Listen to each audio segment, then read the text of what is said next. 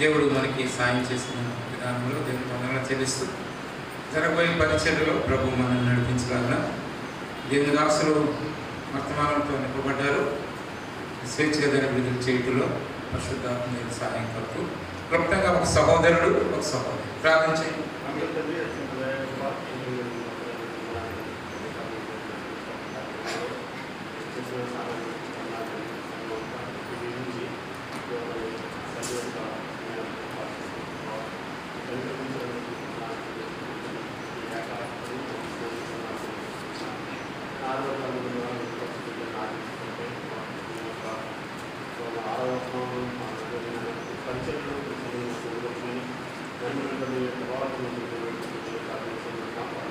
ఆమేన్.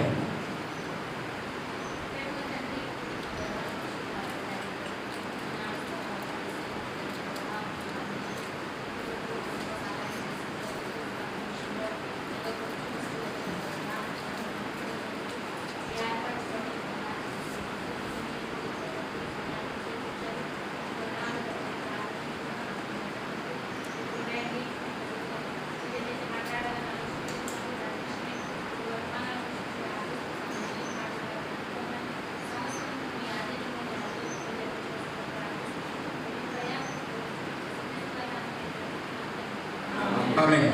తండ్రి మీకు వందనాలు చెల్లిస్తున్నాం. మంచి దేవుడు, నమ్మదగిన దేవుడు ప్రభావ, మీ ప్రేమతో గొప్పది. ఈ కాలంలో మీ దాసులను మట్టికి అప్పగించడంలో సంఘమంతా చేరి ఘనమైన విధానంలో అప్పగించడంలో కృపణించాను. రవి ప్రభుదినాన్న మేము మిమ్మల్ని ఆరాధించాను.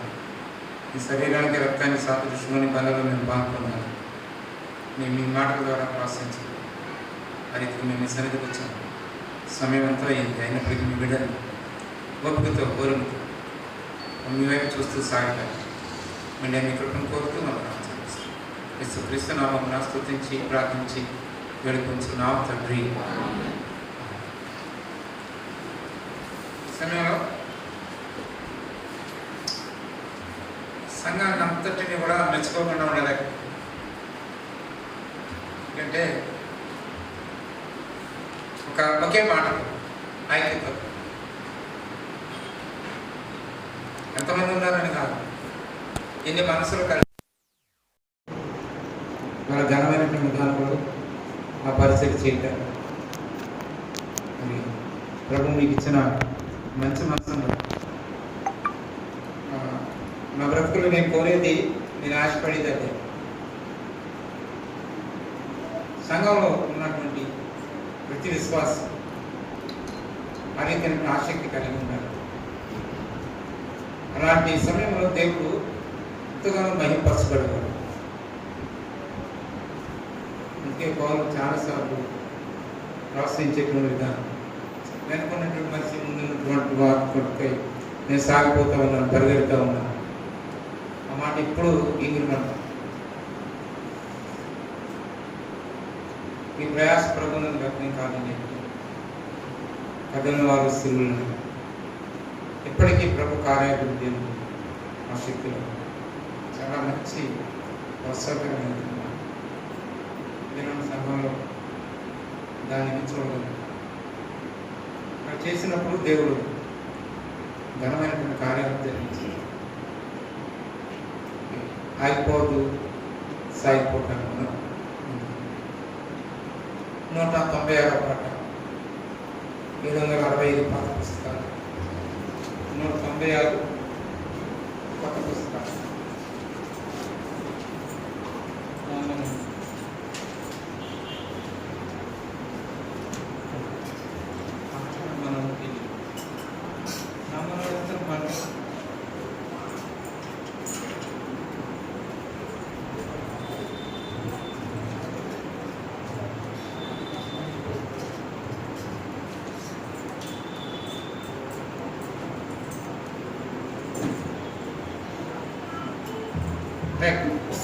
చెన్నై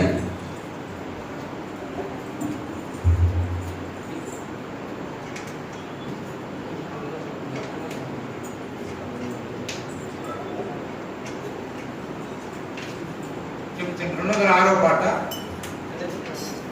177. 206 177. ఈ నమ్మకమైన నా ప్రభు నిన్ను నేసి. అయితే చిన్న ఇది సీఎంలో చాలా మంది మనుషులను చూసి ఆలోచన చేస్తారు, కానీ సంఘం వెనుకున్నటువంటి దేవుని ప్రణాళికను ఆలోచించి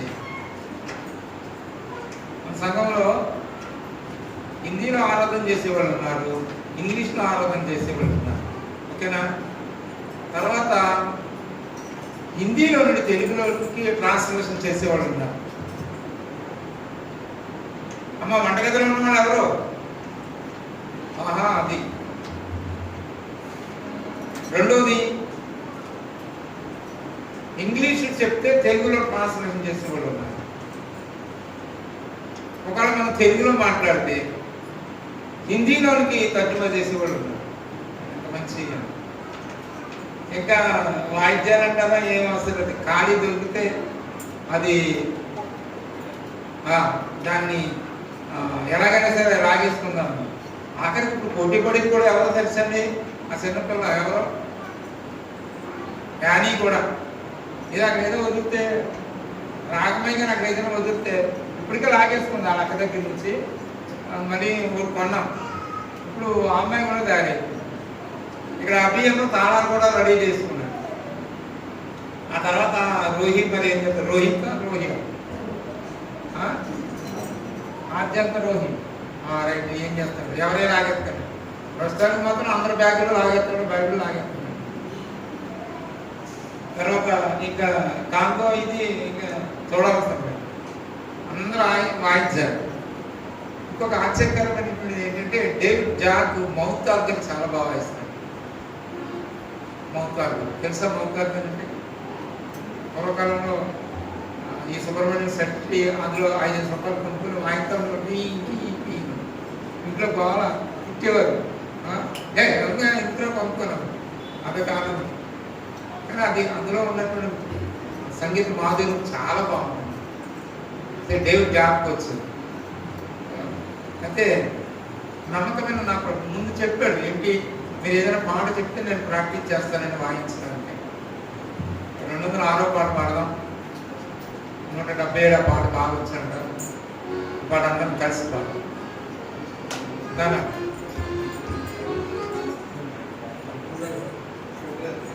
మైక్ ఉన్నాం కదా.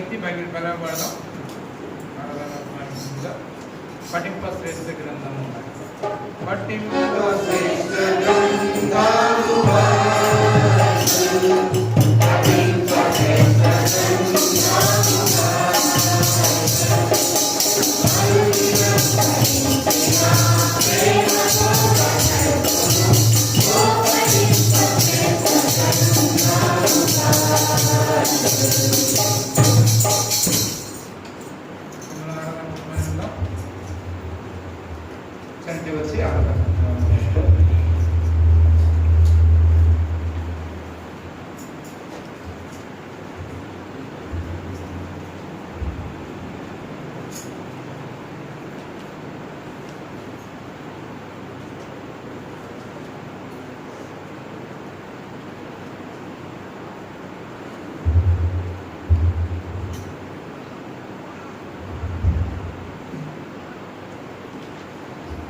పరలోకం కొరకై 1:13 అయింది. మరొక 15 నిమిషాలు కొద్దిసేపు ఒక వాక్యం చదువుకుని ఆరాధన కన్నా చాలాసార్లు ఉంటారు. దేవుడు ఏమైనాడు మీకు ఎన్ని వారు ఉన్నారు. సమయం లేదు కాబట్టి సంఖ్యాకాండం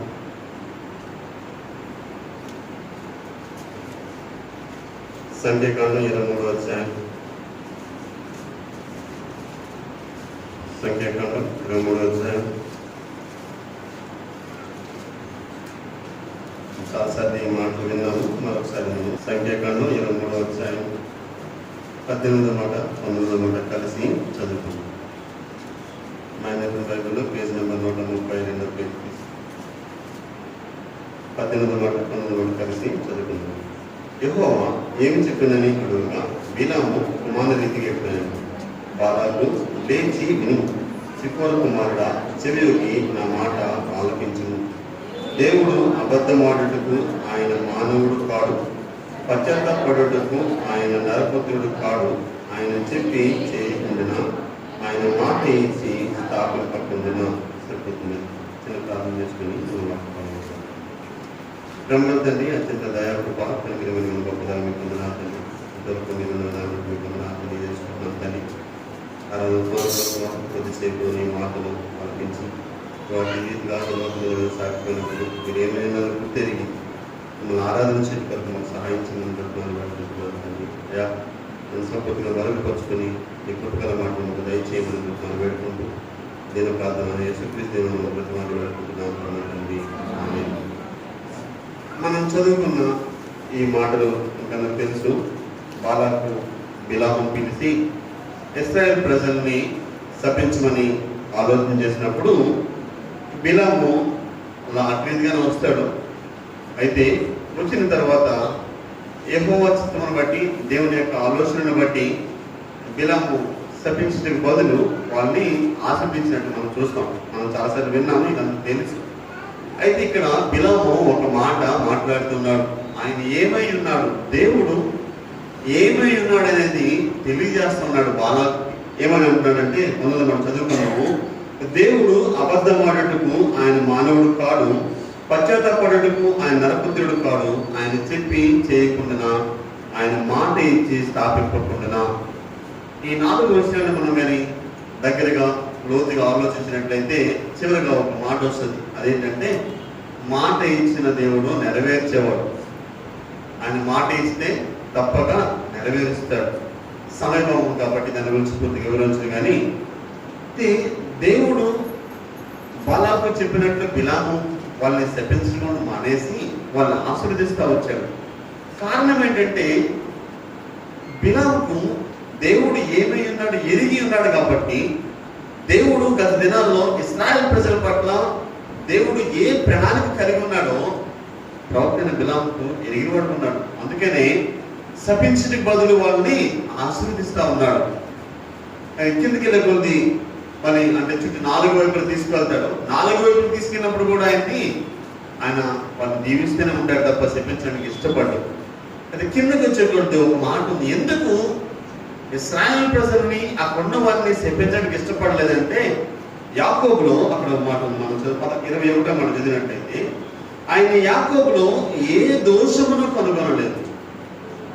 ఈరోజు ప్రియమైన సహోదరి సహోదరుడా, ఆరాధన కొరకే కూడి వచ్చిన మన జీవితాల్లో నువ్వు ఎరిగి ఉన్న దేవుడు ఏమై ఉన్నాడో నువ్వు గుర్తెరిగినట్లయితే నీ జీవితకాలం అంతా ఆయన ఆరాధించకుండా ఉండలేమ్మా. ఆయన ఏమై ఉన్నాడంటే ఆయన మాట ఇచ్చి స్థాపింపకుండా ఆయన అబద్ధమాడుటకు ఆయన మానవుడు కాదు, పశ్చాత్తాప నరపుత్రుడు కాదు.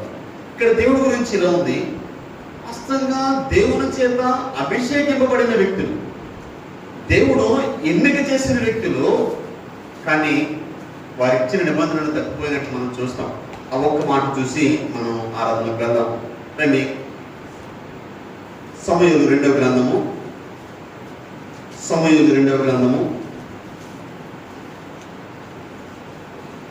21వ అధ్యాయం మనం చూసుకున్నట్లయితే, సమూయేలు 2వ గ్రంథము 21వ అధ్యాయం మనం చూసుకున్నట్లయితే, 21వ అధ్యాయం మొదటి 2 మాటలు చదువుతుంది, దయచేసి వినండి. దావీదు కాలమున 3 సంవత్సరములు విడువకుండా కలుగుగా దావీదు యెహోవాతో మనవి చేసెను. అందుకు యెహోవా ఇలాగూ సెలవిచ్చెను, సౌలు గిబియోనీయులను హతము చేసిన గనుక అతనిని బట్టి నరహంతకులకు అతని ఇంటి వారిని బట్టి శిక్షగా ఈ కరువు కలిగెను. దావీదు పరిపాలన కాలంలో ఇశ్రాయేల్ ప్రజల మీద ఇంచుమించు దావీదు పరిపాలించిన ఇంచుమించు 3 సంవత్సరాలు విడువకుండా మహా కరువు కలిగింది. అయితే దావీదు దేవుడిని అడుగుతూ వచ్చాడు. ప్రతి విషయంలో దావీదు దేవుని దగ్గరికి వెళ్ళి మొరపెట్ట మనకి అందరికి బాగా విన్నాం, చాలాసార్లు మనకు తెలుసు బాగా. ఆ కరువును బట్టి దావీదు బెంబెలెక్కిపోలేదు, కానీ దేవుణ్ణి అడుగుతూ వచ్చాడు. ఎందుకు ఈ కరువు వచ్చిందంటే సౌలును బట్టి. ఏం చేశాడు సౌలు? గిబియోనీయులను చంపేశాడంట. ఎందుకు? ఎవరు గిబియోనీయులు? చంపితే ఎందుకు కరువు వచ్చింది అని మనం ఆలోచన చేసినట్లయితే యెహోషువ గ్రంథం 9వ అధ్యాయంలో వాళ్ళ గురించి ఒక మాట రాయబడింది. అది మనం చదివినట్లయితే మనకు క్లియర్గా అర్థమవుతుంది ఎందుకు ఆ దేశంలో విడువకుండా 3 సంవత్సరాలు కరువు రావడానికి సౌలు కారణమయ్యాడు అనేది మనకి చక్కగా రాయబడింది. అంత చూపించిన కానీ కొన్ని విషయాలు మీకు అక్కడెక్కడ చదివి ఆ మాట చదివి మీకు వినిపిస్తాను. దయచేసి మీకు ఫ్రీగా ఉన్నప్పుడు తర్వాత ఇంటికి వెళ్ళి దయచేసి అధ్యాయం మీరు చదివినట్లయితే ఇంక మీకు బాగా అర్థమవుతుంది. 9వ అధ్యాయం యెహోషువ గ్రంథము 9వ అధ్యాయం 3వ మాట ఒకసారి చదువుతాను, దయచేసి వినండి. యెహోషువ యెరికోకును హాయికిని చేసిన దాన్ని గిబియోను నివాసులు వినినప్పుడు వారు కపటోపాయం చేసి రాయబోర్లమని వేషము వేసుకుని బయలుదేరి తమ గాడిదలకు పాత గోనెలు కట్టి పాత గెలిచి కుట్టుబడి ఉన్న ద్రాక్షరస విత్తులను తీసుకుని ప్రతిదీ కూడా వీళ్ళు ఏం చేస్తారంటే యెహోషువ గిబియోనులు వస్తారు. ఎందుకు వస్తారంటే యెహోషువకి చుట్టూ ఉన్న పెరిజీలు, ఇవీలు, యెబూసీలు, ప్రతి ఒక్క దేశాన్ని దేవుడైన యెహోషువకి చేతికి అప్పగిస్తూ ఉన్నాడు. ఇది ఎరిగినప్పుడు గిబియోనీయులు భయపడిపోతారు. అదే ఒక్కొక్క దేశాన్ని జయించుకుంటూ వస్తూ ఉన్నాడు, తర్వాత మన పరిస్థితి మనమే వచ్చేసామని వాళ్ళు భయపడతా వచ్చారు.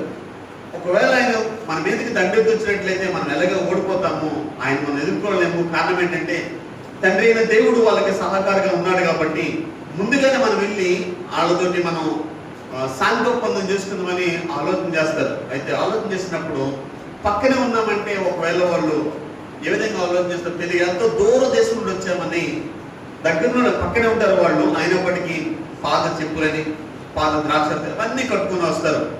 వచ్చి యెహోషువ దగ్గర వాళ్ళు మొరపెడుతున్నప్పుడు అక్కడ ఒక మంచి మాట రాయబడింది రండి.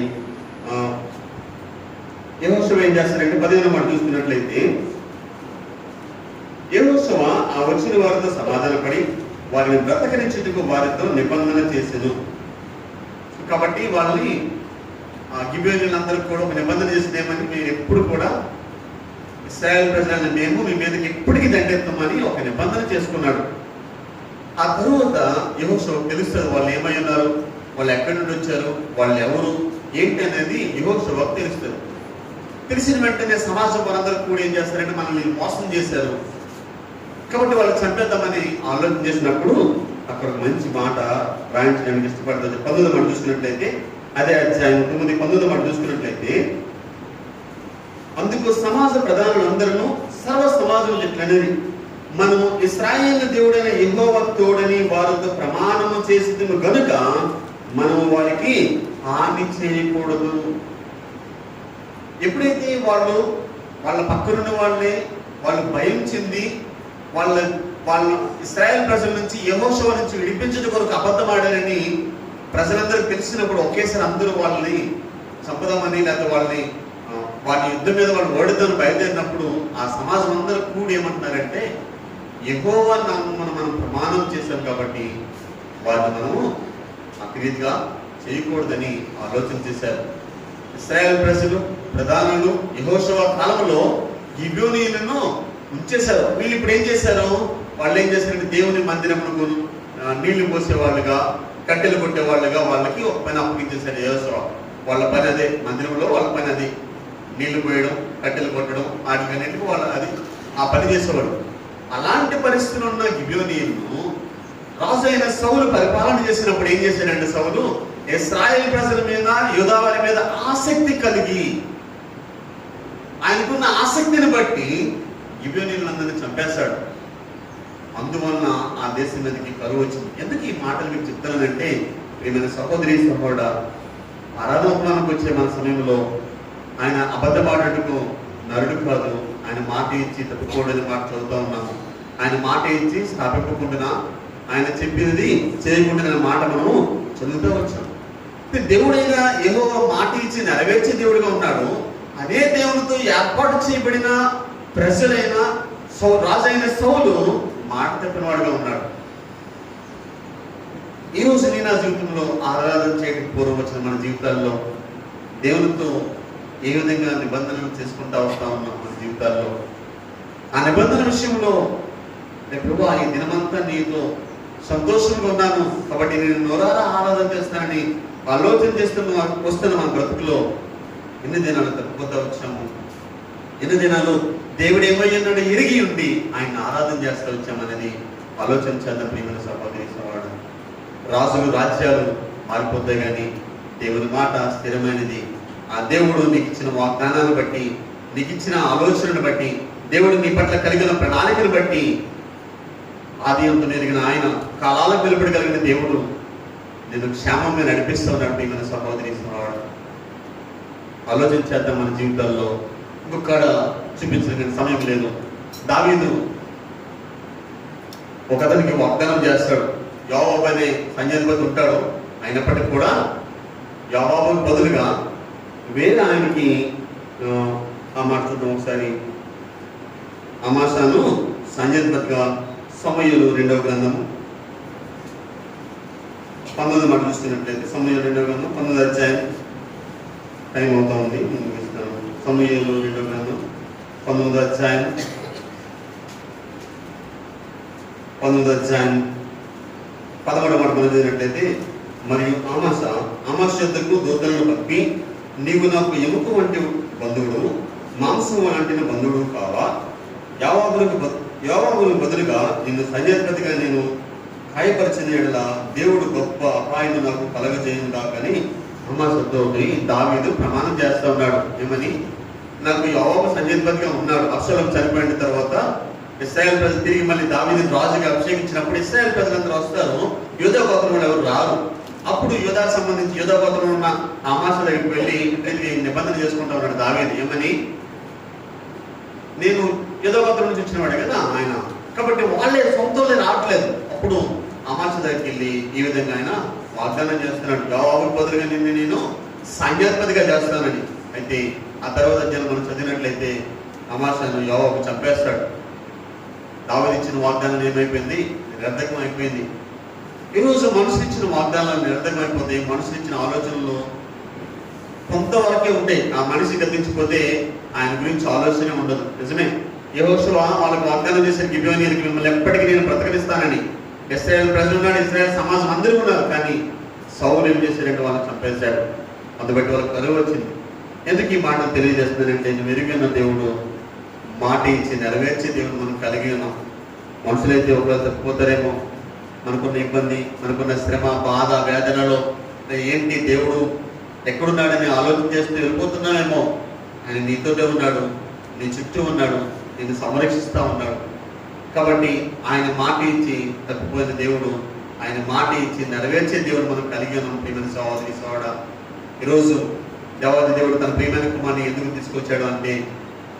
ఈ పాపబంధకాలన్నిటి నుంచి నలిగిపోతున్న మన జీవితాన్ని విడిపించాలని ఆశపడి నా గొర్రెలు నా స్వరం వినని చెప్పిన ఆయన బయటికి వెళ్ళినప్పుడు, తన గొర్రెలు బయటికి వెళ్ళినప్పుడల్లా ఆయనే ముందు నడుస్తాడు.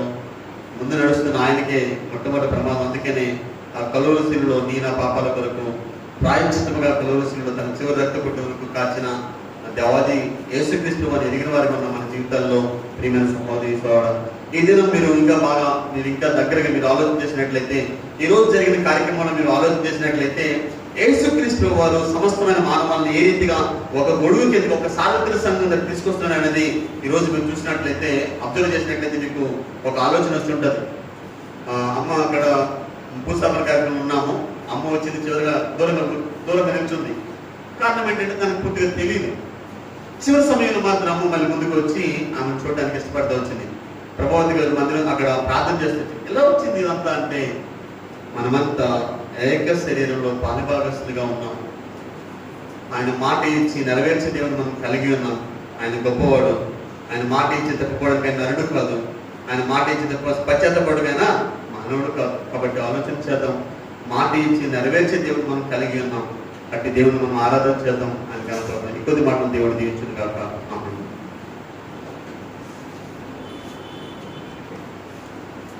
వాగ్దానములనిచ్చి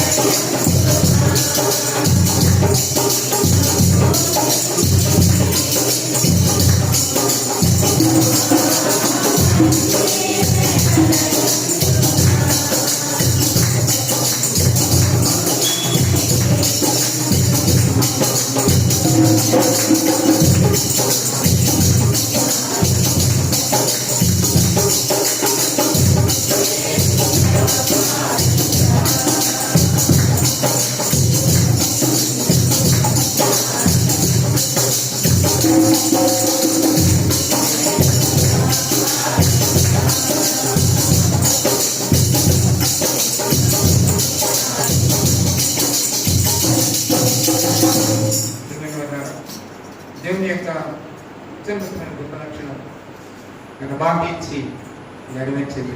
ఎన్ని అనుభవించారు కదా మన జీవితాలలో.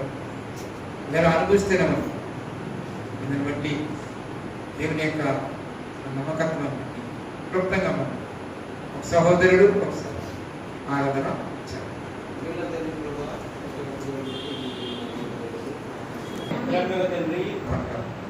మాట ఇచ్చి నెరవేర్చడం ఇష్టపడినందుకు నా స్థితిని బట్టి, నా గతిని బట్టి, నా స్థాయిని వీడికి మాట ఇచ్చి నెరవేర్చడం వీడంతా నేను చూసి ఏ మాట అయితే నా పక్షంగా పలికారు ఇది నెరవేర్చడం నీ ఎంత సామర్థ్యత కలిగిన దేవుడుగా ఉన్నారు. ఎంత సత్యవంతమైన దేవుడు. ప్రతిదీ కూడా మీకు ఏది కూడా అసాధ్యమైనటువంటిది నా పట్ల నెరవేర్చడం అంటే మీకు కలిగిన ఆసక్తి కలిగి మీకు స్థితి తెలుసు. మాట ఇచ్చిన దేవుడు నా పట్ల నెరవేరుస్తూ వస్తున్నాను. మీ ప్రతి మాట నేను స్థుతిస్తూ ఆరాధిస్తాను. నేను స్థుతి ఆరాధన నా ప్రభు నా రక్షకుడు యేసుక్రీస్తునామమున స్తుతించి ఆరాధించి సమర్పిస్తున్నాను తండ్రి. ప్రేమించి నన్ను వెదకితివి, ప్రేమించి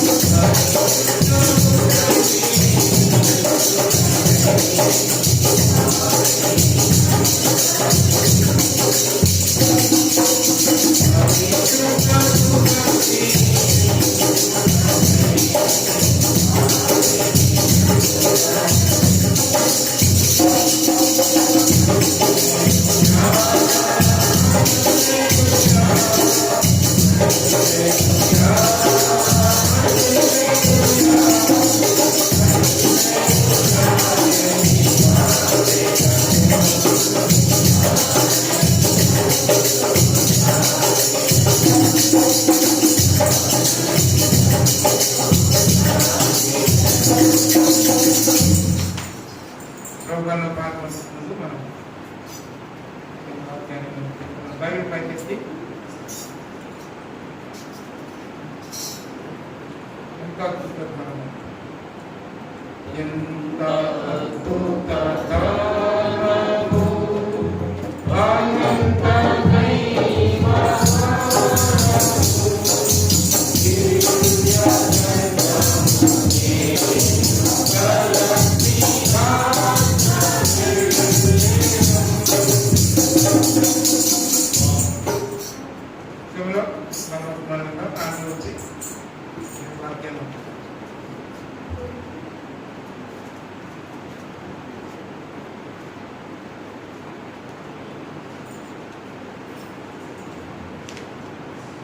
మనలో దేవుడు సాయం పట్టుకుంటారు ఫ్యామిలీ పట్టుకున్నటువంటి మీకు అందరూ స్తోత్రాలు చెల్లించినటువంటి సమయంలో ప్రభావం మరి ఆరాధన మనలో ప్రభావం పాల్గొంటున్నాను ప్రభావం మీకు దర్శనం చేసి వైద్య రీతిలో వాళ్ళలో పాల్గొనడానికి అనుభవం సమయంలో పాల్గొంగా నాకు తెలుస్తూ మహిమ గంట ప్రభావం మీకు ఆడవుతుంది వేసిన బట్టి ప్రార్థించి పెట్టుకుంటున్నాం తండ్రి అంత స్వార్థ 26 అధ్యాయం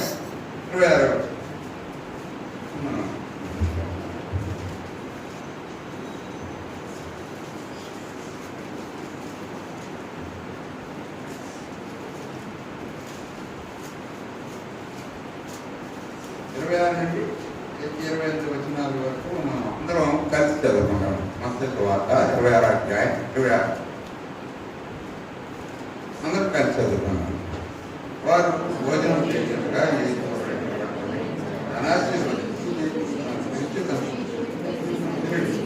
ఇది నా శరీరం అని మరి ఆయన గిన్నె పట్టుకొని వీళ్ళందరూ ఇది నా ఆపక్షమాకు నేను చెప్పాలి. యేసుప్రభు వారు ఆ రొట్టెను విరిచి ఏమన్నారండి, ఇది నా శరీరం. శరీరం అనే మాట దేనికి పోల్చబడ్డదంటే పరిశుద్ధ గ్రంథంలో శరీరం అనే మాట సంఘానికి పోల్చబడ్డది. చాలా యేసుప్రభు వారి యొక్క శరీరం చాలా రకరకాలైన పోలికలు ఉన్నప్పటికీ కూడా ఎక్కువ శరీరాన్ని సంఘానికి పోల్చారు.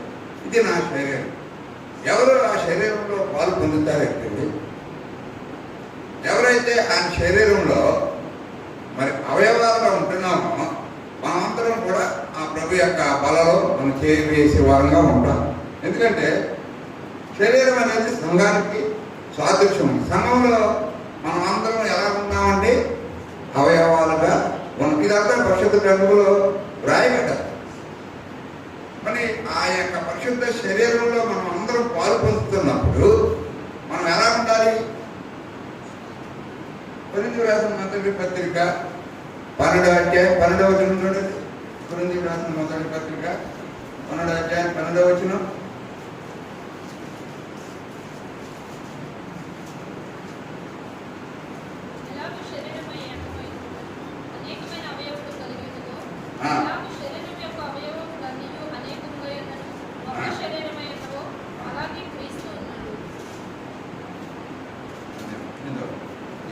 ఎలాగూ శరీరము ఏకమై ఉన్నన అనేకమైన అవయములు కలిగి ఉన్నవో, ఎలాగ శరీరం యొక్క అవయములని అనేకమైన ఒక్క శరీరం ఎలాగన్నాడు, అలా క్రీస్తు కూడా ఉన్నారు.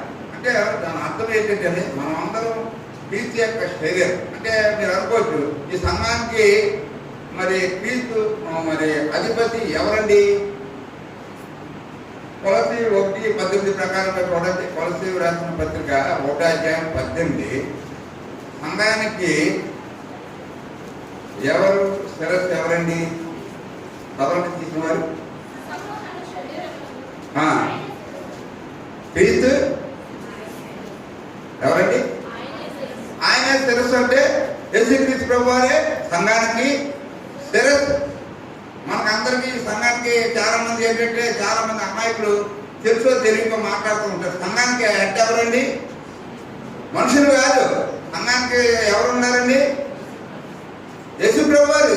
దీనికి హెడ్ ఎవరండి? సంఘానికి హెడ్. సంఘం అంటే ఎవరండి? విశ్వాసుల యొక్క సమూహమే సంఘం. ఏ విశ్వాస అయితే ప్రభు బలలో పాలు పొందుతున్నారో ఆ శరీరంలో మరి చేయి వేస్తున్నామో నువ్వు నేను కూడా ఈ సంఘం అనే శరీరంలో ఒక అవయవంగా ఉండాలి. అంతేగాని నువ్వు అవయవంగా ఉండకుండా ఆ సంఘం అనే శరీరంలో నువ్వు భాగస్వామ్యం కాకుండా ప్రభు యొక్క బలం ఆయన ఏమన్నారంటే ఇది నా శరీరం. ఆయన శరీరంలో దీన్ని తీసుకుని ఆయన శరీరం నా రొట్టె ఇచ్చినప్పుడు ఏమన్నారంటే ఇది నా శరీరం. ఆయన శరీరంలో మనం పాలు పొందుతున్నప్పుడు నువ్వు నేను ఎలా ఉండాలో తెలుస్తుంది. సంఘంలో ఒక అవయవంగా ఉండాలి.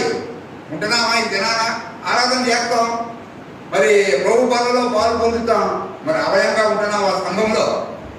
అది పరిశీలన చూసుకోవాలి మనం. నేను అవయవానికి సంఘానికి సంబంధించిన వాడినా? నేను ఈ సంఘానికి ఎడ్డ ఎవరంటే సంఘానికి ఆయన ఏమంటున్నారు వాక్యానుసారంగా ఈ సంఘానికి శిరస్సు అంటే యేసుక్రీస్తు ప్రభువారి యొక్క నాయకత్వంలో మనం అందరం కూడా అవయవాలుగా ఉండాలి. ఉంటున్నావా మన అవయవాలు? కానీ ఒక అవయవం ఏం చేస్తూ ఉంటుందంటే ఇంకో అవయవానికి పనిచేయదు. ఇప్పుడు ఉదాహరణకి మీరు సాంబార్ ఒకవే చెప్తున్నారు అనుకోండి, గరిట అలాగా ఎంతసేపు చెప్పుకుంటారు మీరు. ఆ అవయవమైన పనిచేస్తుంది అనుకోండి, ఎంతసేపు చేయగలుగుతుంది ఆ అవయవం. మిగిలిన అవయవాలు కూర్చుంటే ఆ అవయవానికి బాధ కదా. కాబట్టి శరీరంలోనే ఈ శరీరంలో ఉన్న అవయవాలుగా సంఘంలో మనం అందరం కూడా ఒక అవయవం పనిచేస్తుంటే మిగిలిన అవయవాలు పని చేయకుండా ఉండకూడదు.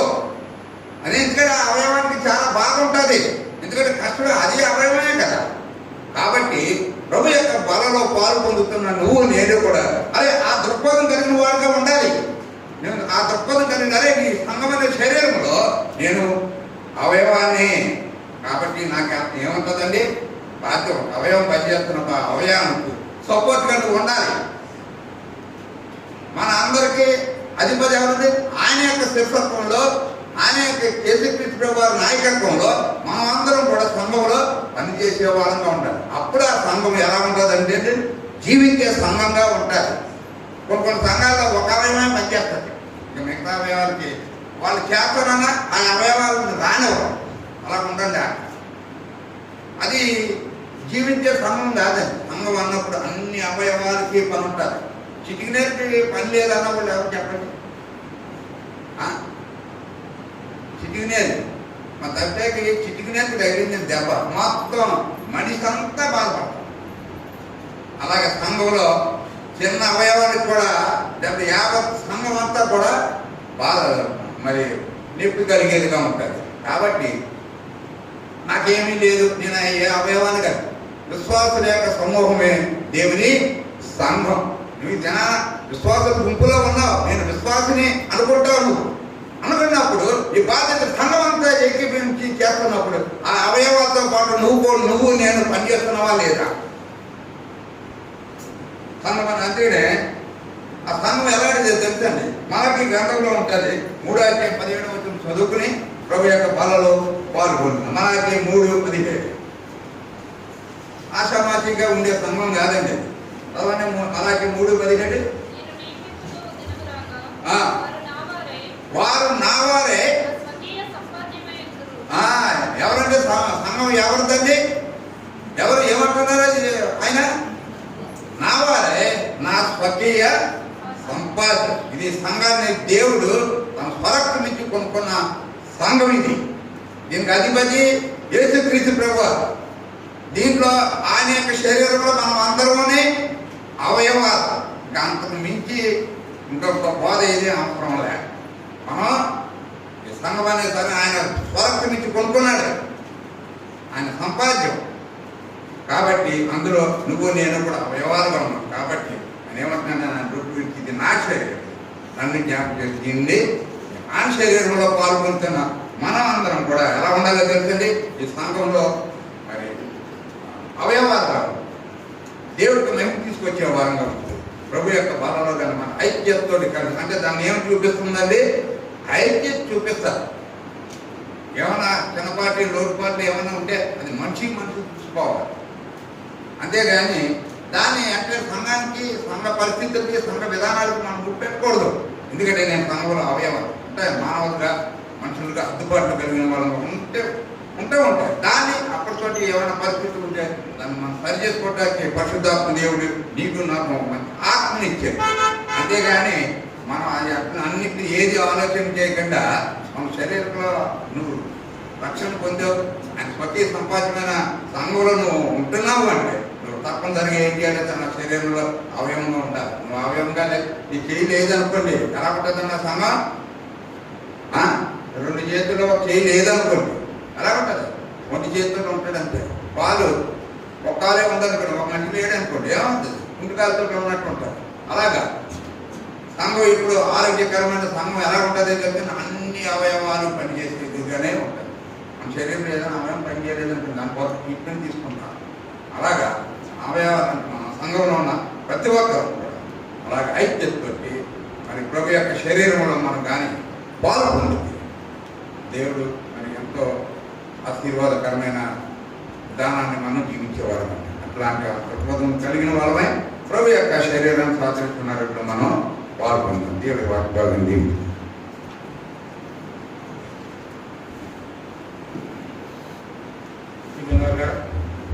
ఎప్పటిలాగే మనం మోసరించి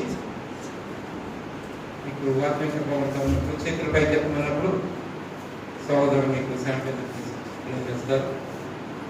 ఆ తర్వాత రొట్టె విరవబడుతుంది కాబట్టి ముఖ్య తీసుకోండి, విరవద్దు. ద్రాక్షరసం గ్లాసులు వస్తుంది, దాన్ని మీరు తీసుకొని సహోదరు కావాలి తీసుకొస్తారు. అందులో అయితే మోకరించండి. దేవునికి వాక్యం ద్వారా మనం ప్రోత్సహించబడుతున్న విధానం సంఘము ఆయన శరీరం అందులో అవయవంగా ఉంది. ఈ పనిని, ఈ బాధ్యతలను నెరవేర్చకపోతే శరీరాన్ని ప్రేరేపిస్తుంది. చాలామంది వారు అనుకున్నట్టుగా లేనటువంటి విధానాన్ని ఆలోచన చేస్తుంది, సంఘాన్ని తృణీకరించారు. అది చాలా తప్పు. ఎందుకంటే స్వరక్తి నుంచి సంపాదించుకున్నాడు. ఈ మనిషి నా తరపు ప్రాణం అప్పుడు నేను తృణీకరిస్తే శరీరం ప్రభుత్వం తృణీకరిస్తుంది. అది ఇది లోతైన సత్యం. మనం ఆ సత్యం నుంచి స్వేచ్ఛగా మనల్ని కొనసాగిస్తున్నారు. ఈ అనుభవాలను తృణీకరించారు. ప్రభువు చూసి సాగిపోతారు.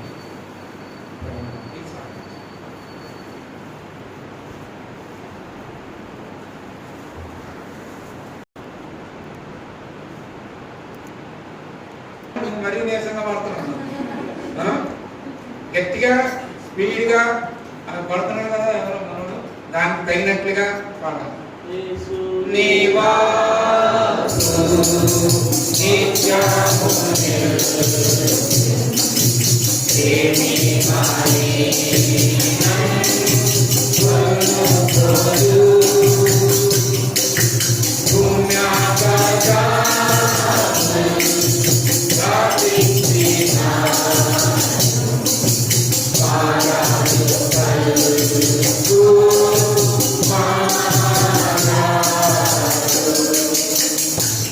ప్రశ్న, ఎందుకని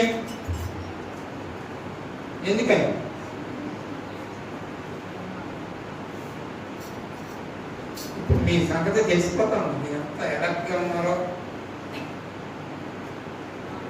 మీరు వదిలిపెట్టడం ఇంకెనిమిది ఉంటాయి. ఎందుకని పాడేరు బైబిల్ పదవా? ఎందుకు పాడేరు?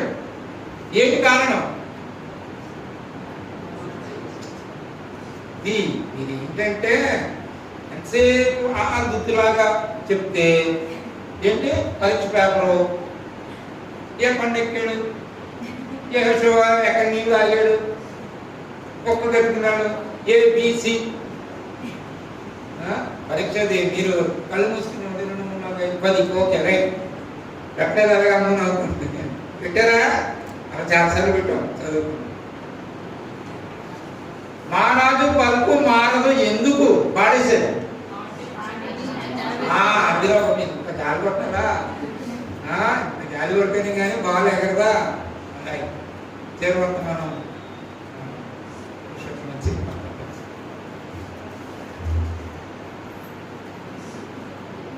అందరికీ ప్రైజ్ లార్డ్. చివరి వరకు మనం 1:45 minutes. అంటే ఈ చివరంతమానం ఇప్పుడు కూడా ఫాస్ట్గా పరిగెట్టదు. ఎందుకంటే దీన్ని మనం ఎక్కడ కాలిస్తే అక్కడ ఆఫ్ చేసేసుకోవచ్చు. యాక్చువల్గా కాబట్టి కొన్ని ఎగ్జాంపుల్స్తో నేను వెళ్తూ ఉంటాను. ఒక్కొక్కసారి నాకు కావ్యకి బాగా గొడవ అవుతూ ఉంటుంది. ఎందుకంటే వాళ్ళ చుట్టాలు ఎవరైనా వచ్చినప్పుడు కావ్య కోడిగుడ్డు పులుసు చేస్తుందండి, ఉంటుందండి. మాకు చేసినప్పుడు బాగానే ఉంటుంది, కానీ అలా ఉండదు అనమాట. అంటే ఈ వర్తమానానికి కూడా నేను ఎందుకంటే అనిపిస్తుంటారు, మనస్సులో ప్రేమ ఉంటే అది చేతిలోకి వచ్చి అంత మంచిగా చేస్తారట. అంటే మా పట్ల ప్రేమ లేదని కాదు, అంత బాగుంటుంది. సో ఈ వర్తమానాన్ని కూడా దేవుడు అంత బాగా ఇచ్చాడు కాబట్టి ప్రేమగా మా ప్రియులందరికీ ఇవ్వాలని తలంపులు కాబట్టి చాలా ప్రిపేర్ చేస్తాను. దీన్ని నేను ఫాస్ట్గా తీసుకెళ్ళాను. దేవుడు చిత్రం అయితే తర్వాత మనం పని మత్తయి రాసిన సువార్త దాని ముందుకుని మత్తయి రాసిన సువార్త 5వ అధ్యాయం 48 వచ్చాను. మత్తయి రాసిన సువార్త 5వ అధ్యాయం 48 వచ్చిన మనంతా కలిసి చదువుకున్నాం.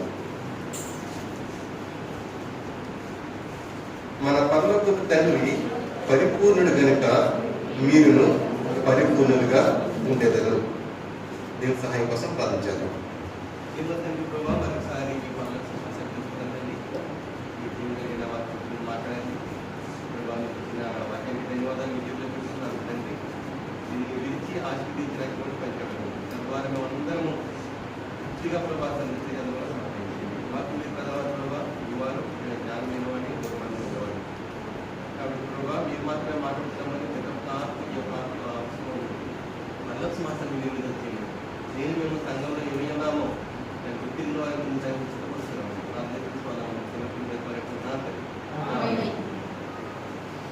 అందరికి ఆకలిస్తుందా? అయితే అయిపోతే మీరు కంటిన్యూ చేసేద్దాం. ఆకలి వేస్తున్నప్పుడట ఇంకాసేపు ఆగి తింటే ఇంకా రుచుకుంటుందట. మన చర్చలో సాంబార్ ఇప్పుడు సూపర్ ఉంటుంది. ఆకలి వచ్చిపోతే 10 నిమిషాలు కూలిపోతాం. మన పరలోకపు తండ్రి పరిపూర్ణుడు కనుక మీరును పరిపూర్ణులుగా ఉండేది. తండ్రికి మన పట్ల కొన్ని ఉద్దేశాలు ఉంటాయి. నేను ముందే చెప్పాను కదా, ఎగ్జాంపుల్స్ చెప్తానని. మా నాన్నగారు మిలిటరీలో పనిచేస్తారు. ASC అని ఆర్మడ్ సెక్యూరిటీ కోర్. అంటే యుద్ధానికి వెళ్ళినప్పుడు గన్స్ అని ఇచ్చేస్తారు కదా, అవన్నీ కూడా లైన్లో పెట్టుండేవన్నమాట. ఆ సెక్యూరిటీ కోర్ మా ఫాదర్ ఒక రెజిమెంట్ అని చూస్తున్నారు. ఇప్పుడంటే ఎలా ఉంటుంది కానీ అప్పుడు మా నాన్నగారు తీసుకెళ్ళి చూసి ఉంటారు, లైన్లో ఉండేవన్నమాట. అది చూస్తేనే చాలా మంచి వెళ్ళి మెరుస్తూ, ఎందుకంటే ఎప్పుడు కూడా ఫుల్ సర్వీస్ చేసి చూస్తారు. వాడిని యుద్ధంకి వెళ్ళిన తర్వాత ఆగడం స్ట్రక్ ఇలా ఉండకూడదు. నేను చూసి అనుకుంటున్నాను మా నాన్నగారికి నేను తీసుకొచ్చాను ఎన్ని ఏంటనుకుంటే బహుశా మా నాన్నగారి ఉద్దేశం ఎప్పుడైనా వీడు నాకులాగా అవ్వాలి అనే ఉద్దేశం ఉంటుందేమో. నాకు తెలియకుండా నేను NCC ABC 3 సర్టిఫికెట్లు చేశాను. అది చేయడానికి ఎంత కష్టపడ్డానంటే మార్నింగ్ 3:30కి లేచి 4:50కి ఒక బస్సు ఉండేది మా ఊళ్ళో ఆర్యవటంలో. ఆ బస్సు క్యాబ్ చేస్తే కాకినాడ 5:30 కల్లా వస్తుంది, కానీ NCC 7 o'clock. ఒకవేళ బస్సు మిస్ అవుతే మళ్ళా దొరకదు అనమాట. అంత కష్టపడి NCC ABC 3 సర్టిఫికెట్లు చేసేసాను. ఒకవేళ డిగ్రీ కనుక నేను ఫస్ట్ క్లాస్లో పాస్ అయ్యి ఉంటే ఇండియన్ నేవీలో ఆఫీసర్గా పనిచేసాను అనమాట. కానీ నేను డిగ్రీ పాస్ అవ్వలేదు అనుకోండి. నేను దేవుడి చుట్టూ నేను నమ్ముతూ ఉన్నాను తప్పకుండా. కాబట్టి మా నాన్నగారి ఉద్దేశాన్ని నేను తెలుసో తెలియకు దాన్ని సంపూర్తి చేయడానికి చాలా ప్రయత్నించాను. ఇక్కడ మన పరలోకపు తండ్రి యొక్క ఉద్దేశం ఏమైందంటే ఆయన పరిపూర్ణంగా ఉన్నాడు కాబట్టి మనం కూడా పరిపూర్ణంగా ఉండాలి అనేది దేవుని యొక్క ఉద్దేశమైంది. మనం భూలోకంలో సంబంధించిన మన యొక్క ఉద్దేశాలే మన పిల్లల పట్ల అంత అమూల్యమైనవి ఉంటే పట్ల ఉద్దేశాలు మన పట్ల అంత అమూల్యమైనవి. మనల్ని మనల్ని పరిపూర్ణంగా చేయడం కోసం ఆయన చేసిన గొప్ప కార్యం ఏంటంటే తన పరిపూర్ణతలోంచి తన ప్రియ కుమారుని నీ కోసం నా కోసం వారు ఉండాలి. అది మన మెసేజ్ ఎండింగ్ మాట. స్టార్టింగ్ ఏంటంటే మనం అసలు ఏ స్థానంలో ఉన్నాము. పాపులు ఎక్కడుంటారని లోపల 3వ వర్తమానంలో మాత్రం ఖచ్చితంగా మాట్లాడాలి. ఫస్ట్ వర్తమానం ఎవరు మాట్లాడడం చెప్పం. 2వ వర్తమానం కూడా అందరూ పరీక్షలు ఉంటారు కాబట్టి ఎవరు మాట్లాడతారు. కానీ 3వ వర్తమానం ఇంట్రాక్షన్ ఎక్కువ ఉంటుంది. పాపులు ఎక్కడుంటారు?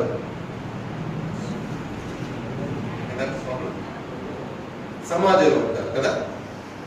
పరిశుద్ధులు ఎక్కడుంటారు? సంఘంలో ఉంటారు. అంటే మీకు ఒక స్టెప్ చెప్తాను, 4 స్టెప్స్ మాట. ఒకటి పాపులు, 2 పరిశుద్ధులు, 2వది సంపూర్ణులు, 3వది పరిపూర్ణులు. మీకు ఎందుకు చెప్తానంటే ఇదంతా కూడా మీకు తర్వాత హోంవర్క్ ఇస్తామన్నమాట. క్లాస్ త్వరగా అయిపోతే హోంవర్క్ ఎక్కువ ఉంటుంది. ఇవన్నీ కూడా మీరు ఇంటికి వెళ్ళిన తర్వాత ప్రిపేర్ అవుతే మరలా చెప్పినప్పుడు నూతనమైన ఆలోచనలతో ఇంకా మంచిగా మనం దాన్ని అభ్యాసం చేయొచ్చు. కాబట్టి పాపులు ఎక్కడుంటారంటే సమాజంలో ఉంటారు. అంతే కదా. సమాజం అంటే ఏంటి? బయట ఉండే వాళ్ళంతా కూడా పాపులు అంటే ఏ విధమైన పాపాలైనా సరే బయట ఉండేవాళ్ళు ఉంటారు. పరిశుద్ధులు అనేవారు పాపములు దేవుడి దగ్గర ఒప్పుకుని దేవుడి యొక్క ప్రశస్తమైన రక్తంతో కడగబడి కొనబడిన తర్వాత పరిశుద్ధులు దేవుడి యొక్క ఇంట్లో ఉంచేవారు ఉంటారు. ఇప్పుడు ఈ 2 పార్ట్లు చూద్దాం మనం, ఎందుకంటే మన టైం షార్ట్ కాబట్టి ఈ 2 పార్ట్లో కూడా ఒక భాగం మీకు చెప్తాను. చూద్దాం. మొట్టమొదటి, ఒకవేళ తండ్రి యొక్క పరిపూర్ణతలోనికి మనం రావాలంటే, తండ్రి యొక్క హృదయం యొక్క ఆలోచన ఏ విధంగా అయితే మనం పరిపూర్ణమై ఉండాలి అనుకుంటుందో అటువంటి పరిపూర్ణం మనం అవ్వాలంటే కనుక ఈ అధ్యాయంలోనే 3వ వచనం నుంచి 47వ వచనం వరకు రాసినవన్నీ మనం చేసేస్తే కనుక దేవుడి యొక్క చిత్తాన్ని మనం అంటే పరిపూర్ణతను మనం వచ్చేసేవాళ్ళం. 3వ వచనం నుంచి 47వ వచనం వరకు అదంతా కూడా మీకు హోంవర్క్ ఇంటికి వెళ్తే చదివేసుకోండి. దాన్ని నేను ఎక్స్ప్లెయిన్ చేసుకుంటే ఎలా అనుకున్నాను అని అవ్వదు. ఇప్పుడంతా ఇదంతా మీరు ఇంటికి చదువుకోగలరు కదా. మన పరిపూర్ణతలోనికి రావాలంటే కనుక దేవుడు కోరుకుంటున్న పరిపూర్ణతలోనికి మనం రాగలము అనుకుంటే కనుక రావాలనుకుంటే కనుక ఆయన రాసినవన్నీ కూడా మనం ఖచ్చితంగా తప్పకుండా పాటించేస్తే పరిపూర్ణతలోకి మనం వచ్చేసే అవకాశం చాలా ఉంటుంది. అయితే సంఘంలో కూడా పరిశుద్ధులుగా ఉన్నవాళ్ళు అనుకునే వాళ్ళు మరలా పాపం చేస్తారా?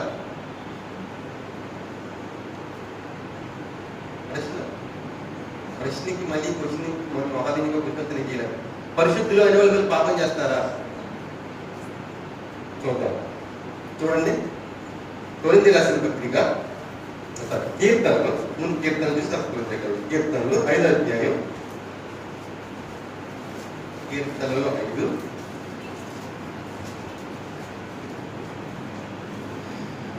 4-5 చూసినట్లయితే కనుక నీవు దుష్టత్వమును చూచి ఆనందించు దేవుడు కాదు, చెడుతనమునకు నీ యొద్ద చోటు లేదు, డాంబికులు నీ సన్నిధిని నిలవలేదు, పాపము చేయవారందరూ నీకు అసహ్యులు అనే మాట తీసుకున్నాం. దేవుని యొక్క ఇంటిలో పరిశుద్ధులము లేకపోతే పరిశుద్ధులుగా పిలువబడే దేవుని ఇంటికి వచ్చిన ప్రజల్లో ఇటువంటి కొన్ని లక్షణాలు ఎవరిలో ఉంటే కనుక మరి వాళ్ళు పరిశుద్ధులు అని పిలువబడుతూనే వాళ్ళు పాపులు అని మనం చెప్పచ్చు. ఏంటంటే మొట్టమొదటి లక్షణం దుష్టత్వము. ఎందుకని? ఆ దుష్టత్వాన్ని దేవుడు చూసి ఆనందించేవాడు కాదు. రెండోది చెడుతనముకు దేవుని యొక్క ఇంటిలో ఏం లేదు, స్థానం లేదు. మూడోది డాంబికులు అంటే 4 కూడా ఎక్స్ప్లెయిన్ చేయాలి. మరి 4 మీరు ఇంటికి తర్వాత చదువుకోండి. డాంబికులు దేవుని యొక్క సన్నిధిలో నిలవలేరు. నెక్స్ట్ పాపం చేయవారందరూ నీకు అసహ్యులు. ఈ పాపము అనే మాటకి మనం గలతీ రాసిన పత్రిక 5వ అధ్యాయం వెళ్ళిపోతే అక్కడ అన్ని రాసి ఉంటాయి. ఈ 4 కూడా మీకు ఇంటికి వెళ్తాను ఏం చేయాలి? ఈ 4 మాటల్ని బాగా డీప్గా స్టడీ చేయండి. కాబట్టి ఈ 4 కూడా ఉన్న వాళ్ళు పరిశుద్ధిలో ఉండే అవకాశం ఉంది. దేవుడి ఇంటిలోనికి పరిశుద్ధులుగా మనం రావడానికి దేవుడు చేసిన కార్యం ఏంటి? కొరింథీ రాసిన మొదటి పత్రిక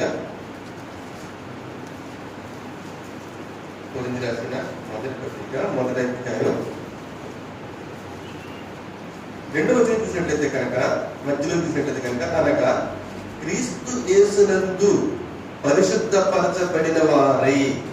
దేవుని యొక్క ఇంట్లోకి పరిశుద్ధులుగా వస్తున్న వాళ్ళందరూ కూడా ఎలా వస్తారు? క్రీస్తు యేసునందు పరిశుద్ధపరచబడిన వారిగా ఉండి వస్తాం. మనం పరిశుద్ధపరచబడడానికి కనుక కారణం మూల వ్యక్తి, మూల దేవుడు, మూల శక్తి, మెయిన్ పాయింట్ ఎవరు? ప్రభువైన యేసుక్రీస్తు వారు. ఆయన ద్వారానే మనం ఏమవుతాం? పరిశుద్ధపరచబడిన వారమే వస్తాం, దేవుని ఇంట్లోకి వస్తాం. దేవుని ఇంట్లోకి వచ్చిన తర్వాత మరలా పాపం చేసే అవకాశం ఉంటుందా? అనేకసార్లు ప్రార్థన చేస్తున్నప్పుడు నేను ప్రార్థన చేస్తాను, ప్రభా తెలిసి తెలియక ఏదైనా చేస్తే. తెలియక చేయడం ఏంటి? బయట సమాజంలో ఉన్న వాళ్ళు పాపం చేశారంటే వాళ్ళకి చాయిస్ ఉంటారు, తెలిసి తెలియక అనేది. ప్రభువైన యేసుక్రీస్తు వారు మీ నా కోసం కలవసిందిగా చనిపోయారని తెలుసు, అస్వస్థమైన రక్తాన్ని చిందించారని తెలుసు, నీ కోసం నా కోసం ఆయన పడిన బాధలన్నీ తెలుసు, ఎంత త్యాగం చేశారని తెలుసు. తెలిసి పరిశుద్ధుడిగా చేయబడి దేవుడి ఇంట్లోకి వచ్చి మళ్ళీ తెలుసు తెలియదు అనే మాటకి నాకు ఎక్స్క్యూజ్ ఉండదు, క్షమాపణ ఉంటారు. తెలిసే చేస్తారు పాపాలు. ఎవరు? పరిశుద్ధుడు. తెలిసే చేస్తే దానికి ఏముంటుంది? శిక్ష ఖచ్చితంగా ఉంటుంది. కాబట్టి దేవునికి ఇంటిలోకి వచ్చిన తర్వాత ఒక జాగ్రత్తగా ఉండబోద్దు. మనలో కీర్తనలో చదివిన వాటిలో మన ఏమైనా ఉన్నాయో మనలో మనం కర్తించుకోవాలి. ఇంకొక ముందుకెళ్దాం. అపోస్తలుడైన పౌలు కొరింథీ సంఘానికి రాస్తూ మొదటి కొరింథీ రాసిన రెండో పత్రిక మొదటి అధ్యాయం మొదటి వచనంలో మధ్యలో ఏమంటున్నాడంటే, కొరింథీలోనున్న దేవుని సంఘములకు అక్కయ్య ముందున్నంత పరిశుద్ధులందరికీ శుభమని చెప్పురు. ఆయనకి ఏం చెప్తున్నాడంటే, సంఘంలో ఉన్న పరిశుద్ధులందరికీ కూడా ఆయన ఏం చెప్తూ రాస్తున్నాడు? ఆయన శుభాలు చెప్తూ ఆయన రాస్తూ ఉన్నాడు. సంఘంలో ఉన్న పరిశుద్ధులు అందరికి కూడా శుభం చెప్తూ రాస్తూ, ఇదే అధ్యాయం ఆఖరి అధ్యాయానికి వెళ్తే, కొరింథీ రాసిన రెండో పత్రిక 13వ అధ్యాయానికి వెళ్తే 9వ వచనంలో ఆయన చెప్తున్నాడంటే, మేము బలహీనులను మీరు బలవంతులైన సంతోషించారు, దీని నిమిత్తం అనగా మీరు సంపూర్ణులు కావాలని ప్రార్థించుతున్నాను. అంటే మళ్ళా సంఘంలో ఉన్న పరిశుద్ధులు వాళ్ళు ఎవరండి? సంపూర్ణులు కాదు. మన లైన్ ఎప్పుడు పాపులు, పరిశుద్ధులు, సంపూర్ణులు, పరిపూర్ణులు. కాబట్టి ఇప్పుడు బయట నుంచి అంటే సమాజం నుంచి దేవుని యొక్క ప్రశస్తమైన రక్తంతో కడగబడి ఆయన పాదాలు పట్టుకుని మనం ఎక్కడికి వచ్చామండి? ఆవరణలోకి వచ్చామట. దేవుని యొక్క ఆవరణలోకి వచ్చాం. వచ్చి ఏమని పడుతున్నాం? మనం పరిశుద్ధులుగా పిలవబడుతున్నాం. పరిశుద్ధులుగా పిలవబడుతున్న మనము ఆ పరిశుద్ధత లేకపోతే దేవుని యొక్క ఇష్టానుసారమైన పరిశుద్ధత మన జీవితంలో మనం చూపిస్తున్నామా లేదా? లేకపోతే మనలో ఇంకా ఏమన్నా తెలిసి తెలియనివి అంటే మనం మాట్లాడుకుంటున్నాం కదా, తెలియనివి అనే మాట లేదు. తెలిసి చేసినవి ఏమైనా ఉంటున్నాయా? తెలిసి చేసినవి ఏమైనా ఉంటే కనుక దేవుల్లో మనది సంపూర్ణతలోనికి వెళ్లకుండా అడ్డగించేవి ఉంటాయి. కాబట్టి ఈరోజు ఇంటికి దేవుడిలోనికి సంపూర్ణతలోకి వెళ్లకుండా అడ్డగిస్తే కనుక మనం పరిపూర్ణతలోకి వెళ్ళలేము. కాబట్టి సంపూర్ణతలోకి వెళ్లకుండా ఏమేమి అడ్డగిస్తున్నాయో ఇంటికి వెళ్ళిన తర్వాత దేవుడికి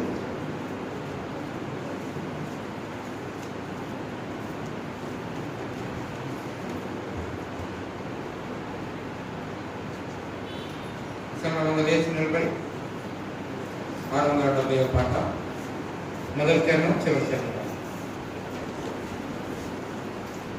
670వ పాట మొదటి చరణం చివరి చరణం.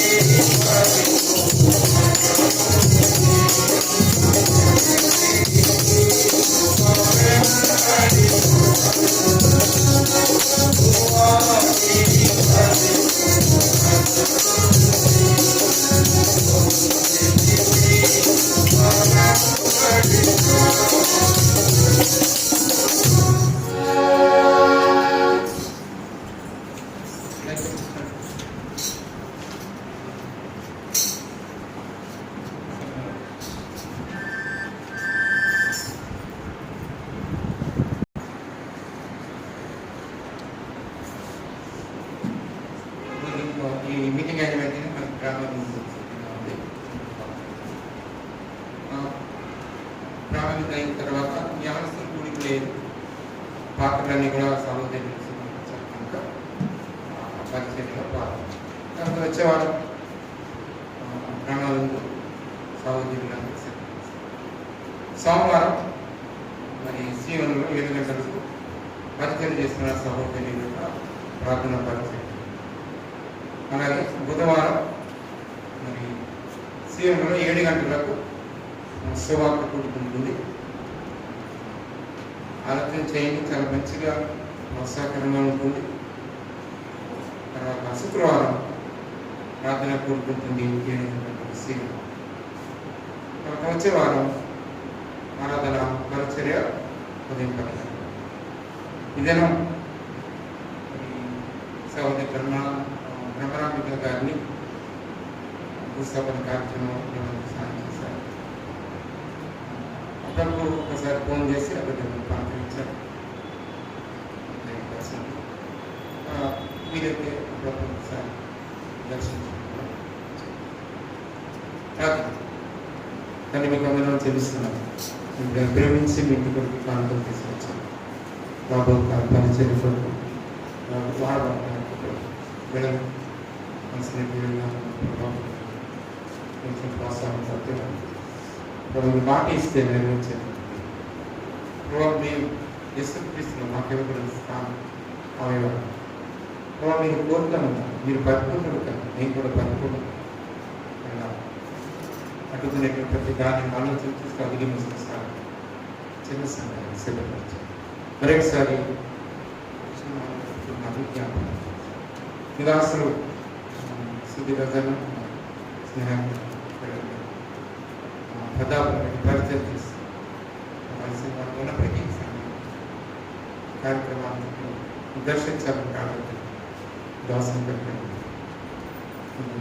ప్రార్థన చేసినట్లు కూడా శాంతి కొరకు ప్రార్థిస్తున్నాం. దాసులు మరి వేశాక ప్రయత్నం చేస్తున్నారు. త్వరలోనే పొందడానికి మాకు ఇచ్చిన మంచి సమయం మా ప్రభుత్వం యేసుక్రీస్తున్నాను. స్తుతించి ప్రార్థించి వేడుకుంటున్నాం తండ్రి. సమాధానకర్తైన దేవుడు మనం పరిశుద్ధపరచు. మన ప్రభువైన యేసుక్రీస్తు రాకడ మన ప్రాణాత్మ దేహం సంపూర్ణమైన పరిశుద్ధం నిందారహితంగా కాపాడబడినట్లు మనల్ని పిలిచిన దేవుడు నమ్మకమైన వాడు. ఆయన అలాగున మన పక్షంగా చేయను కాక.